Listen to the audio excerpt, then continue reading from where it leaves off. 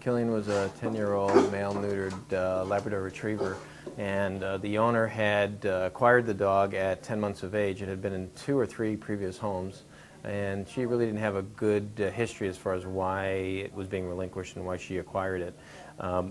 But over time, it's been gradually getting more and more, I guess I'd say, aggressive at the front door, barking, rushing the door when people came to the door. You know, dogs are somewhat fearful with people that they're not familiar with.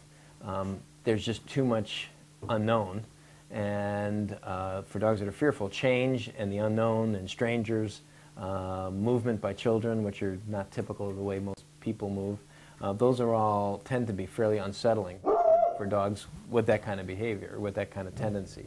So I think that's what's happening. I mean, I think that's why he's behaving the way he is at the front door, because change is bad, and the best way to stop change is to learn to use aggression.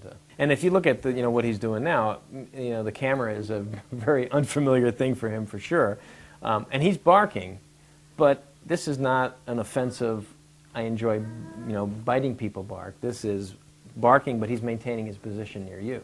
I'm guessing if you get up and move, he'll continue to bark, but he'll shift his position to be near you still, because you're providing somewhat of a backup for him. And the mistake I think that most people make is they'll say, well, he's protecting me. And I don't think that's true. I think it's really the opposite. I think you're really providing protection for him. The likelihood is that fear and anxiety is motivating the behavior. So the aggression is a symptom. So we really want to address somewhat the cause, as opposed to just focusing on stopping the behavior.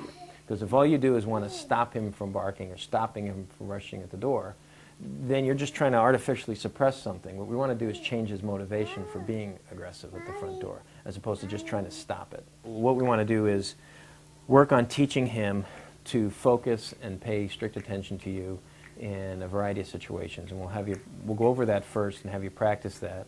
And then you're going to need to practice it a few times a day, every day, for a couple weeks or so. Good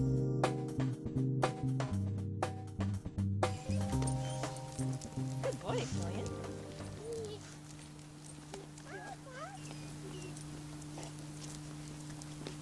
So just do a turn, have him sit, after you turn. Killian, sit. Good. And then go ahead and go down and back one more time.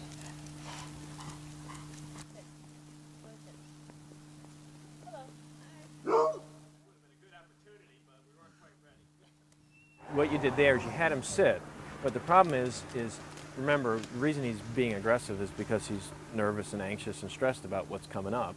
So if you just have him sit in the path of the woman who's approaching, then what you're forcing him to do is sit there and endure an ever approaching closer and closer individual. So if you get inside his skin, just picture tension, tension, tension, tension, tension, and then what ends up happening in my experience is after the person goes by and now he's released, he turns and nails the person as they go by.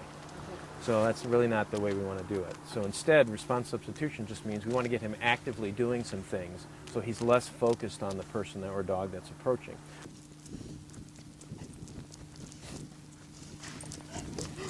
Okay, I love this. What's that? I love this leash. This is fabulous. Okay, we'll turn and have him sit. Great. Good boy. Okay, so now what we want to do now is have him focusing on you while you're walking. Good boy. Good boy, Killian, watch me.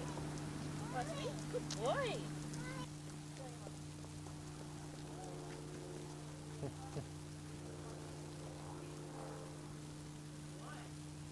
The more you are using this in situations where he's around distractions, ever-escalating distractions, he's going to get better and better at it. The more you practice at it, just like anything else, the better he's going to get at it. And you always want to keep in mind that you want to win. You don't want to set him up to fail. So that's why you're creating some space initially, because you're making it more likely for him to do well, and you have an excuse to reward it. Can you sit? Good boy. Watch me. Attaboy. Want to do it down? Should we do down? Ready? Attaboy. Good job. Up. Just removing him is not the answer. Removing to a safe distance, getting to learn to do an alternate, more appropriate response, and then once they're doing that, gradually increase the stimulus so that we can eventually approximate the dog in the environment where the problem is. That's the goal. Can you sit? Watch it. Again, I just want to stress, what we've just done right now are management tools. They're trying to deal with the situations as they arise.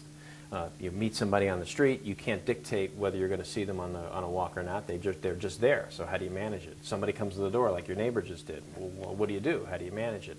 This is what you do. These are the tools that we want to give you to manage it.